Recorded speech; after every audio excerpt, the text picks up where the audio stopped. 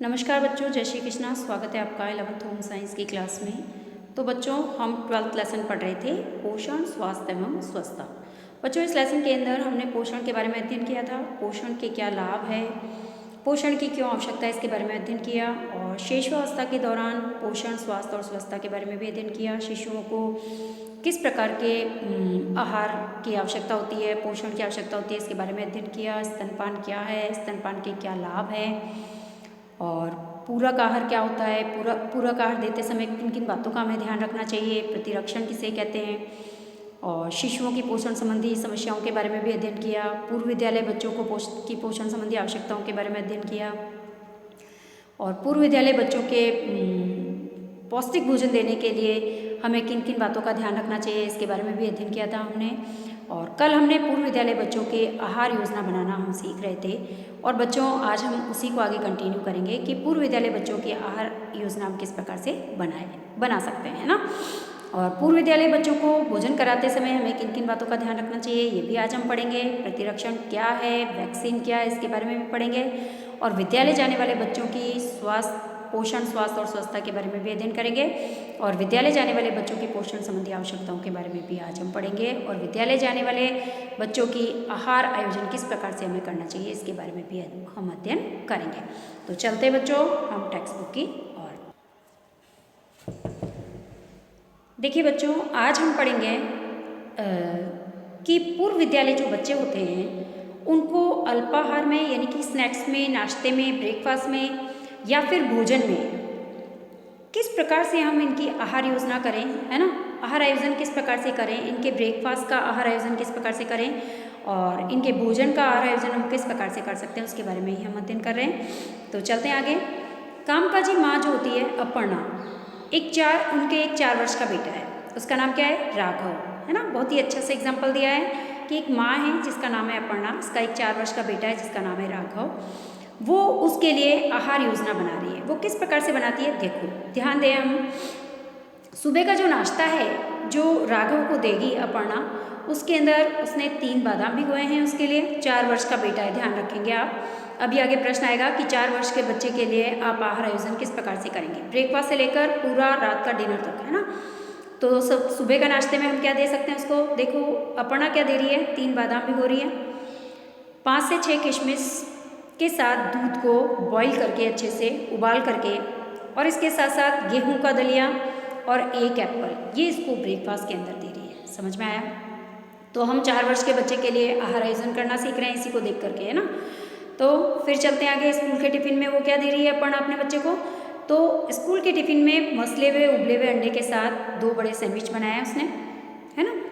अंडे को बॉईल करके और फिर उससे सैंडविच बनाए हैं, और कद्दूकस किया हुआ गाजर और चटनी, और पेय के रूप में उसने फल का जूस दिया है उसको, किसमें, स्कूल के टिफिन में। ठीक है, 4 वर्ष का बेटा है, कितने वर्ष का, 4 वर्ष का। क्योंकि छोटे बच्चे को कैलोरीज जो होती है वो बड़े से भी ज़्यादा कैलोरीज की आवश्यकता होती है ना।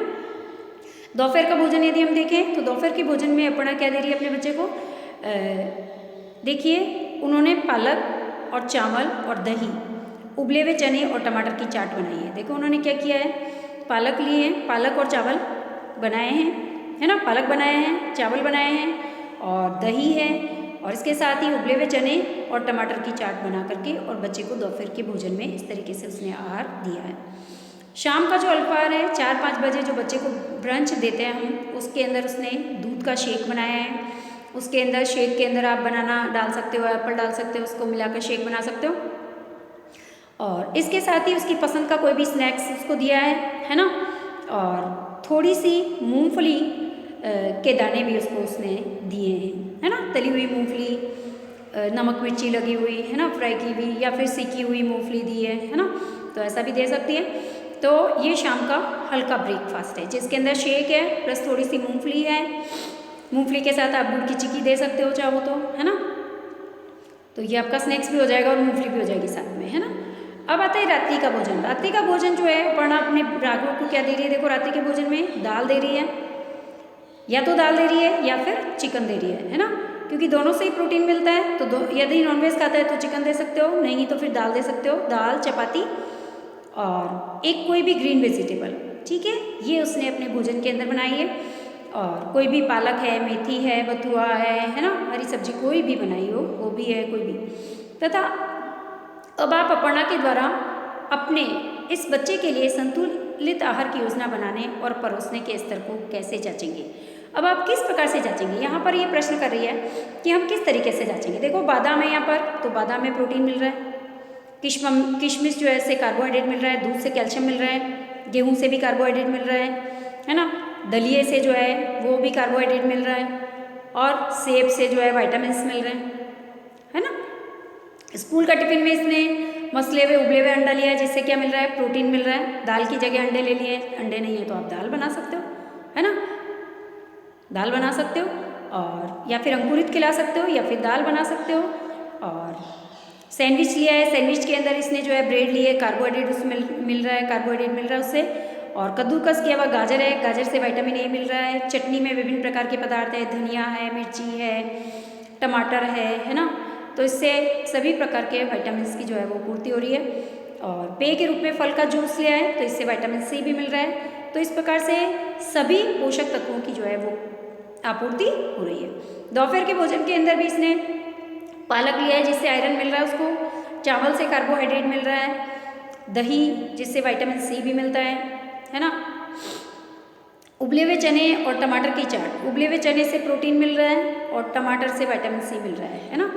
और चाट है तो उसके अंदर विभिन्न प्रकार के पदार्थ है, खीरा भी हो सकता है, टमाटर भी हो सकता है ना, प्याज भी हो सकता है, चाट बनाइए तो, है ना। तो उसके अंदर सभी तत्वों की पूर्ति हो रही है। शाम का जो अल्पाहार है, इसके अंदर इसने दूध का शेक लिया है, तो दूध का शेक, दूध जो है उससे प्रोटीन मिल रहा है, कैल्शियम मिल रहा है। शेक के अंदर चाहो तो बनाना डालेगी या फिर एप्पल डालेगी, एप्पल डालती है तो विटामिन ए मिलता है, बनाना डालती है तो उससे आयरन मिलता है ना। और एक पसंद का स्नैक्स कुछ भी उसने खाया है, जैसे कि मूंगफली की चिक्की खाई है उसने साथ में, तो इससे भी आयरन मिल रहा है, मूंगफली से प्रोटीन मिल रहा है ना, कैलोरी मिल रही है, ऊर्जा मिल रही है। अब देखो रात्रि के भोजन के अंदर दाल लिया है, चपाती ली है, हरी सब्जी ली है, तो इससे दाल से प्रोटीन मिल रहा है उसको, चपाती से कार्बोहाइड्रेट मिल रहा है, और मौसमी सब्जी ग्रीन वेजिटेबल कोई भी ली है उसने, पालक है, मेथी है, कुछ भी, तो इससे भी उनको जो है विभिन्न प्रकार के विटामिन की पूर्ति हो रही है ना। तो इस प्रकार से हम कह सकते हैं कि 4 वर्ष का जो बेटा है उसके लिए सभी प्रकार के ऊर्जा वाले पदार्थ भी हैं इसके अंदर, और कार्बोहाइड्रेट भी है, प्रोटीन भी है, वसा भी है ना, और विटामिन्स भी है, विभिन्न प्रकार के सभी तत्वों की आपूर्ति हो रही है ना। अब ग्रामीण बच्चों को दिए जाने वाले अल्पाहार में हम क्या बना सकते हैं, हम सत्तू बना सकते हैं, लड्डू बना सकते हैं, उपमा बना सकते हैं, मुठिए बना सकते हैं, है ना, चूटू जैसे विभिन्न प्रकार की चीज़ें जो है हम बनाकर बच्चों को खिला सकते हैं।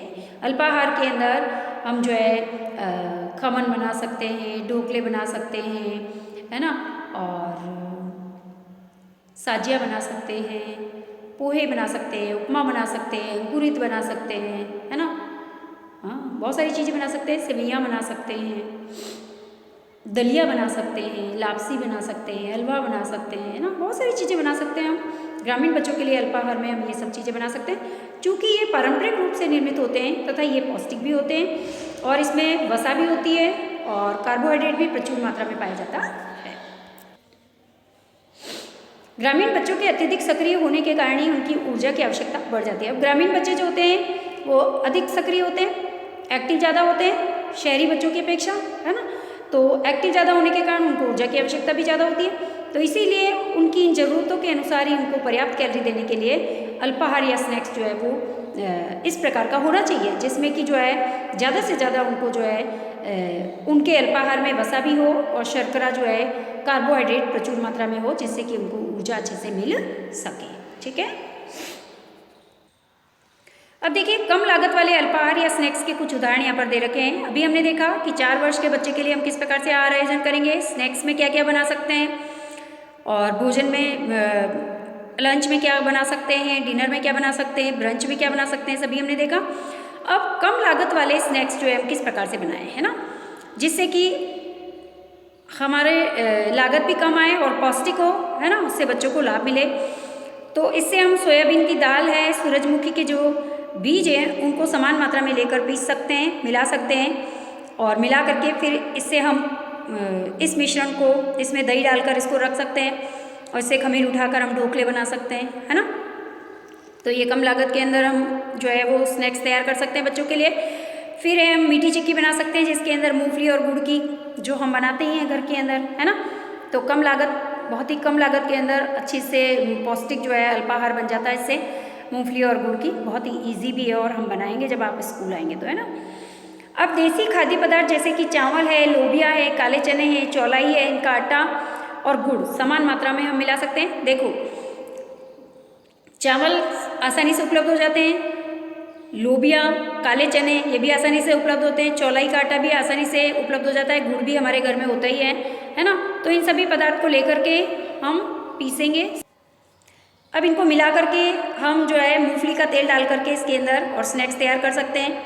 हम मठरी बना सकते हैं इसके, है ना। हाँ, बच्चों को लड्डू बना के खिला सकते हैं, है ना। और संदल है, प्यासम है, ढोकला है, उपमा है, ये भी हम बना सकते हैं जो अल्पाहार के अंदर बनाते हैं। पोहे है, उपमा है ना। और दलिया है, लापसी है, ये सब बना सकते हैं हम। हलवा है, ये सब बना सकते हैं। मौसमी और स्थानिक रूप से उपलब्ध सब्जियों से सब्जी का सूप तैयार कर सकते हैं। जैसे कम लागत के अंदर सस्ती सब्जियां कब मिलेगी, जबकि सीजनल सब्जियां जो होती है वो सस्ती होती है, कम लागत में आती हैं, तो उससे हम सूप तैयार कर सकते हैं।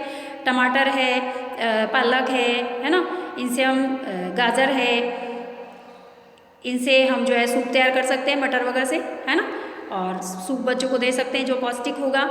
और इसके साथ साथ बची कुची जो सब्जियां होती हैं उनको दालों और अनाजों, इस यहाँ तक कि बची कुची सब्जियों और दालों और अनाजों को भी इसमें मिलाया जा सकता है। बिल्कुल सही है। जो बची हुई सब्जियां जो घर में बच जाती है वो भी इसमें मिक्स कर सकते हैं। दाल बच गई है वो भी मिला सकते हैं। अनाज, यदि चावल वगैरह थोड़े से बच गए हैं तो हम मिक्स कर सकते हैं, है ना, सूप में थोड़े से, तो हम सूप इसका तैयार कर सकते हैं। कम लागत के अंदर ये तैयार हो सकता है। इसके साथ साथ मसाले युक्त भुने हुए जो आलू होते हैं, बैग्ड आलू, वो भी हम बच्चों को खिला सकते हैं। आलू बॉईल करके उनको हल्का सा फ्राई करके फ्रैंकी बना सकते हैं उससे और बच्चों को खिला सकते हैं, है ना। तो कार्बोहाइड्रेट बच्चों को मिलेगा। पास्ता जो है नूडल्स और मैक्रोनी बनाने के लिए ये भी बना सकते हैं। पनीर बना सकते हैं, पनीर फ्राई करके बच्चों को दे सकते हैं। सब्जियों के साथ मिलाकर बच्चों को दे सकते हैं। घर के अंदर ही दूध का पनीर बना करके बच्चों को दे सकते हैं। चावल, गेहूं और मक्के का आटा तथा अन्य उत्पादों से निर्मित चिवड़ा हम तैयार कर सकते हैं। जैसे चावल है, गेहूं है, मक्के का आटा है ना। और इसके अलावा पोहे जो होता है इससे भी हम चिवड़ा बना सकते हैं, है ना। और मौसमी सब्जियां इसमें डाल करके सॉस के साथ इसको बच्चों को दे सकते हैं। आया समझ में। तो इस तरीके से हम कम लागत वाले अल्पाहार के बारे में हमने देखा कि कम खर्च के अंदर हम बच्चों को पौष्टिक जो है वो अल्पाहार या स्नैक्स किस प्रकार से बनाकर जो है वो बच्चों को दे सकते हैं, है ना। जैसे हरी सब्जियां अभी बहुत आती है, जैसे मेथी है, पालक है, तो हम बच्चों को जो है मेथी के पकौड़े हैं, ढोकले हैं, गट्टे हैं, मूठियाँ हैं, ये बनाकर हम खिला सकते हैं बच्चों को, है ना। बाटी है पालक की, मेथी की, बहुत टेस्टी बनती है। तो इससे पोषण भी मिल जाता है बच्चों को और कम लागत के अंदर अच्छा जो है वो ब्रेकफास्ट अल्पाहार तैयार हो जाता है। तो इस तरीके से हम बना सकते हैं। अब देखिए बच्चों, एक क्रियाकलाप है। क्रियाकलाप क्या कह रहा है, ये प्रश्न है आपके लिए, आपको करना है और जब स्कूल आएंगे तब आपको स्कूल में भी ये बनाकर हमें दिखाना है ना।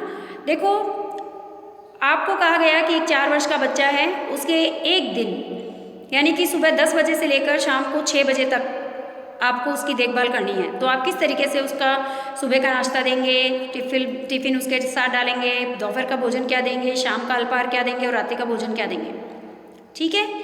तो पूरे दिन का प्लानिंग करना आपको आना चाहिए और आप क्या क्या चीज़ें उसके अंदर रखेंगे कि सभी जो है पोषक तत्वों की आपूर्ति उसके अंदर ठीक ढंग से हो रही है या नहीं हो रही है, इसका भी ध्यान रखेंगे, ठीक है। तो ये प्रश्न है जो कि हम करेंगे।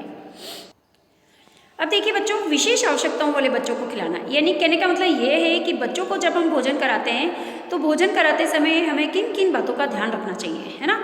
सबसे पहला हमें प्रेक्षण करना चाहिए। दूसरा, बच्चों को भोजन कराते समय उनमें कौशल का विकास करने का हमें प्रयास करना चाहिए। सबसे पहले चलते हैं प्रेक्षण। क्या प्रेक्षण करना चाहिए हमको? देखो, भोजन करते समय बच्चे का व्यवहार किस प्रकार का है, बच्चे की प्रगति पर हमको बारीकी से निगाह रखनी चाहिए। ये पेरेंट्स की ड्यूटी है कि जब बच्चा उनके साथ बैठकर भोजन करता है, सबसे पहली बात तो बच्चे को जब भी भोजन का समय है, एक भोजन का समय फिक्स होना चाहिए, तभी हम सब साथ बैठकर, पूरा परिवार जब एक साथ बैठकर भोजन करता है तो तभी हम बच्चों पर विशेष निगाह भी रख सकते हैं, बच्चों पर ध्यान भी रख सकते हैं कि बच्चों को क्या पसंद आ रहा है, क्या नहीं आ रहा है, बच्चे किस तरीके से खाना खा रहे हैं। और बच्चे जो है बड़ों को देखकर कॉपी भी करते हैं, तो इसीलिए हमेशा घर के अंदर सभी का भोजन का समय एक ही फिक्स होना चाहिए और उसी समय सबको साथ बैठकर भोजन करना चाहिए, तभी हम बच्चों का अच्छे से प्रेक्षण कर पाएंगे और बारीकी से हम उनका अध्ययन करके और उसके अकॉर्डिंग हम अपने आहार आयोजन में कुछ परिवर्तन भी कर पाएंगे आवश्यकता अनुसार और बच्चों में अच्छी आदतें भी डेवलप कर पाएंगे, है ना। तो भोजन करते समय उनकी भोजन के प्रति रुचियाँ क्या हैं, उनकी अरुचियाँ क्या हैं, उनको किसी चीज़ से एलर्जी है क्या, है ना, या किसी विशेष स्थिति से निपटने में उनकी योग्यता का हमें ध्यान देना है ना, कि खाना खाते समय वो बातें कर रहे हैं या खाने पर ध्यान नहीं दे रहे हैं, खाने में भोजन करते समय वो रुचि से भोजन नहीं कर रहे हैं, है ना, या उन्हें क्या पसंद आ रहा है, क्या नहीं पसंद आ रहा है, क्या उनको किसी चीज़ से एलर्जी है। इन सभी चीज़ों का अध्ययन हम कब कर पाएंगे, जबकि बच्चा हमारे साथ बैठकर भोजन करेगा। उन्हें उस कौशल को विकसित करने में मदद करनी चाहिए तथा जिससे कि उन्हें पर्याप्त पोषण प्राप्त करने और भोजन करने का समय सुखद अनुभव करने की आवश्यकता हो। कहने का मतलब ये है कि हम बच्चे के अंदर जब बच्चा भोजन करता है तो उसमें ऐसा कौशल विकसित करें कि जिससे कि बच्चा शांति से पीसफुली बैठ करके और बड़े ही रुचि के साथ अपने भोजन को आनंद पूर्वक जो है वो ग्रहण कर सके, है ना। तो ये प्रेक्षण के द्वारा ही संभव हो पाएगा। तो हमें भोजन कराते समय बच्चे का विशेष रूप से प्रेक्षण करना चाहिए, विशेषकर मम्मी को, है ना, और पापा को। भोजन करने के कौशल का विकास करना, यानी कि जो असक्त बच्चों को भोजन करने के लिए अधिक समय की आवश्यकता की संभावना रहती है, जो असक्त बच्चे होते हैं उनको भोजन करने के लिए अधिक समय चाहिए और वे प्राय स्वयं को खिलाने के लिए संघर्ष करते रहते हैं और भोजन इधर उधर बिखेर करके और बड़ी अव्यवस्था फैला देते हैं। हम क्या करते हैं कि बच्चों को प्लेट में डाल के, कटोरी में डालकर दे देते हैं और अब अपने काम में व्यस्त हो जाते हैं। तो हमें ऐसा कभी भी नहीं करना है, क्योंकि इससे बच्चे क्या करते हैं कि इधर उधर भोजन को बिखेर देते हैं, अव्यवस्था भी फैलाते हैं, साथ में वो भोजन पौष्टिक तत्व जो होते हैं उनके पेट में भी नहीं जा पाते और इससे उनको ऊर्जा भी नहीं मिलती और वो एनर्जेटिक भी नहीं रहते, है ना। तो सीखने की प्रक्रिया के दौरान गलती करने के लिए उन्हें भी दंडित ना करें। ऐसा ना है कि हम जो है उन्होंने बिखेर दिया है, अव्यवस्था फैलाई है तो हम उन्हें डांटें, बल्कि हमारी ड्यूटी है कि हम स्वयं जब वो नाश्ता कर रहे हैं या लंच कर रहे हैं तो हम उनके साथ बैठें, उनको समय दें और उनको अच्छे से बैठकर खिलाएं, है ना। उनको प्रेरित करें, ठीक है, उनको दंडित हमें नहीं करना है बल्कि उनको खाने के लिए प्रेरित करना है ना। अब चलते आगे। अब ये भी ध्यान रखना है कि बच्चा आरामदायक स्थिति में बैठा है या नहीं, है ना। क्या वो, यदि वह स्वयं खा सकता है या खा सकती है तो आप उसे स्वयं खाने दो, यदि वो स्वयं खा सकता है, बड़ा है, तो उसको स्वयं खाने देना चाहिए। इसी तरह के कौशल को विकसित करने में उसकी सहायता हमें करनी चाहिए, है ना। यदि बच्चा बड़ा है और स्वयं खा सकता है अच्छे से बैठकर, तो हमें सिर्फ सामने बैठकर उसका ऑब्जर्वेशन करना चाहिए, पास में बैठकर, और बच्चे को स्वयं खाने देना चाहिए, क्योंकि इससे भी बच्चे के अंदर स्वयं खाने की क्षमता का विकास होता है। जैसे जैसे बच्चा बड़ा होता जाता है उसे जटिल संरचनाओं वाले खाद्य को स्वयं ही अच्छी तरह खाने दें, है ना। यानी कि जैसे जैसे बड़ा होता जाता है उसको सभी प्रकार के खाद्य पदार्थों को स्वयं ही खाने देने की आदत डालनी चाहिए। यदि आवश्यकता पड़े तो हमको अनुकूलित उपकरणों का इस्तेमाल किया जा सकता है, यानी कि वैसे तो हाथ से ही खाने की आदत डालनी चाहिए बच्चों में, और यदि बच्चों को ठीक नहीं लगता है तो उन्हें स्पून दे सकते हैं, फॉर्क दे सकते हैं, है ना। अनुकूलित उपकरणों का उपयोग भी हम कर सकते हैं, लेकिन हमको बच्चों को खाना सिखाना भी है, स्पून से भी, फॉर्क से भी, है ना। बच्चे की खाद्य वरीयता और भोजन स्थल का चुनाव, वह खाना चाह रहा है या नहीं, यदि आदि बातों का हमें सम्मान करना चाहिए और खान पान का समय नियमित करने का प्रयास भी करना चाहिए। यानी कि बच्चे की किस चीज़ को खाने में वो रुचि ज़्यादा ले रहा है, कौन से स्थान पर बैठकर वो खाना पसंद कर रहा है, वो क्या खाना चाह रहा है, क्या नहीं खाना चाह रहा है ना। इन सब चीज़ों को भी हमें बच्चों की बात माननी भी चाहिए और उनको मोटिवेट भी करना चाहिए, है ना, कि ये प्लेस तुम्हारे लिए ठीक रहेगा, यहीं बैठकर तुम खाना खाओ, है ना। और आप भी स्वयं उनके साथ बैठेंगे तो ऑटोमेटिकली बच्चे बैठ जाएंगे। और उनकी कुछ बातों का, जो बातें आपको ठीक लगती है उसका सम्मान भी करना चाहिए। इससे बच्चे खुश होते हैं, है ना, और वो आपका कहना भी मानेंगे और उनकी भोजन के प्रति रुचि भी बढ़ेगी। अब आता है विशेष आहार। देखो, कुछ बच्चों को उनकी योग्यता के आधार पर उनके आहारों और दैनिक आहार के समय में परिवर्तन की आवश्यकता पड़ सकती है। कुछ बच्चे ऐसे होते हैं जिनको उनकी योग्यता के आधार पर अधिक मात्रा में जो है वो आहार की आवश्यकता भी हो सकती है। तो स्पास्टिक बच्चों को जो है विभिन्न प्रकार के खाद्य पदार्थ उनको अप्रिय भी लग सकते हैं, और पतले तरल खाद्य पदार्थ को जो है वो गाढ़ा किया जा सकता है। मतलब जब हम भोजन बनाएं तो परिवार में सभी सदस्यों की रुचि अरुचि, उनकी आवश्यकताओं को देख करके और फिर हमें जो है आहार आयोजन करना चाहिए ना। पतले तरल पदार्थ को गाढ़ा किया जा सकता है और सूखे और ढेलेदार भोजन को टुकड़ों में काटा जा सकता है, मुलायम बनाया जा सकता है, ताकि इससे बच्चा आसानी से उसको खा सके और निगल सके। यदि आवश्यकता पड़े तो उसे फीडिंग ट्यूब का इस्तेमाल भी किया जा सकता है। वैसे इसकी आवश्यकता नहीं होती है ना। और ये है कि यदि छोटा बच्चा है तो हम उसको पीसेस करके दे सकते हैं, चपाती के, पराठे के, है ना। छोटे छोटे बाइट से उसे खाना हम सिखा सकते हैं, है ना। उसका भोजन हम मुलायम बनाएं और व्यवस्थित बनाएं ताकि बच्चा आसानी से खाए, उसको अच्छे से निगल भी सके। कुछ अशक्त बच्चों में मोटे होने की प्रवृत्ति होती है ना। कुछ बच्चे जो होते हैं मोटे हो जाते हैं और जिससे कि भोजन करना बड़ा ही कठिन होता है। तो स्वलीनता रोग यानी कि उनमें ऑटिज्म नामक रोग हो जाता है, और जिससे बच्चों में स्वाद और गंध की इंद्रियां जो होती है परिवर्तित हो जाती है, और जिसके कारण भोजन ग्रहण करने के उनके जो गुण हैं उन पर भी दुष्प्रभाव पड़ता है। उनकी पसंद को ध्यान में रखते हुए अतिरिक्त वसा और सीमित तरल पदार्थ, विशेष फॉर्मूला अथवा अन्य आहार संबंधी परिवर्तन हम कर सकते हैं। यानी कुछ अशक्त बच्चे ऐसे भी होते हैं जो कि मोटे होने की उनकी प्रवृत्ति होती है। जैसे जैसे वो बड़े होते जाते हैं तो उनकी हेल्थ जो है बहुत ज़्यादा बढ़ती जाती है ना। तो उन बच्चों के लिए हम विशेष प्रकार से, फिर जैसे जैसे वो मोटे होते जाते हैं तो उनमें ऑटिज्म नामक रोग हो जाता है, और इस रोग के कारण उनको स्वाद और गंध में कुछ फ़र्क जो है विशेष मालूम नहीं चलता है, और उनकी इंद्रियां जो होती है परिवर्तित हो जाती है, जिसके कारण भोजन ग्रहण करने में उनको तकलीफ भी होती है, और इसका दुष्प्रभाव भी उनके ऊपर पड़ सकता है। तो हमेशा पेरेंट्स को ध्यान रखना है कि उनके बच्चे की कंडीशन क्या है, उनका बच्चा किस तरीके से ग्रो कर रहा है, उसके अकॉर्डिंग अपने बच्चे की पौष्टिक आवश्यकताओं को ध्यान में रख करके और आहार आयोजन करना चाहिए। अब चलते हैं बच्चों प्रतिरक्षण। प्रतिरक्षण क्या होता है? देखो, संचारी रोगों के कल हमने देखा था प्रतिरक्षण किसे कहते हैं, वैक्सीन किसे कहते हैं। वैक्सीन एक ऐसा एक टीका होता है, ये इसे वैक्सीन को हम एक टीका भी कहते हैं, तथा इस टीके के द्वारा हम कह सकते हैं कि मृत जीवाणुओं को, विषाणुओं को या कीटाणुओं को जो है इंजेक्शन के द्वारा व्यक्ति के शरीर में जो है बच्चों के शरीर में जो है प्रवेश कराया जाता है, और ये शरीर में जा कर के प्रतिरक्षा तंत्र तैयार करते हैं, जिससे कि व्यक्ति की इम्यूनिटी पावर बढ़ती है, यानी कि उसके अंदर एक रोग प्रतिरोधक क्षमता का विकास होता है, और जिससे उनकी रोगों से लड़ने की क्षमता बढ़ जाती है, और फिर उन्हें जो है रोगों से संक्रमण नहीं होता। तो इसी को हम कहते हैं प्रतिरक्षण या फिर वैक्सीन कहते हैं। इसके बारे में हमने पहले भी पढ़ा था। तो विद्यालय पूर्व बच्चों को डीपीटी, ओपीवी की बूस्टर खुराक के अतिरिक्त जो है MMR तथा टाइफाइड के टीके भी और लगाए जाते हैं। तो इनके बारे में हम अध्ययन करेंगे कि कौन कौन से टीके लगाए जाते हैं किस किस उम्र के अंदर बच्चों को, है ना। तो विद्यालय पूर्व बच्चों के लिए वैक्सीन का कार्यक्रम किस प्रकार से होता है, इसके बारे में हम अध्ययन कर रहे हैं। तो 15 से 18 माह का जो बच्चा होता है, इसको MMR का टीका लगाया जाता है, जो कि चिकन पॉक्स, कनपेड़ा और रूबेला के लिए लगाया जाता है ना। अब देखो, 16 महीने से लेकर 2 वर्ष की आयु तक का जो बच्चा होता है, इसको डीपीटी का टीका लगाया जाता है, ओपीवी का लगाया जाता है, पोलियो वैक्सीन, ये इसकी बूस्टर खुराक भी दी जाती है।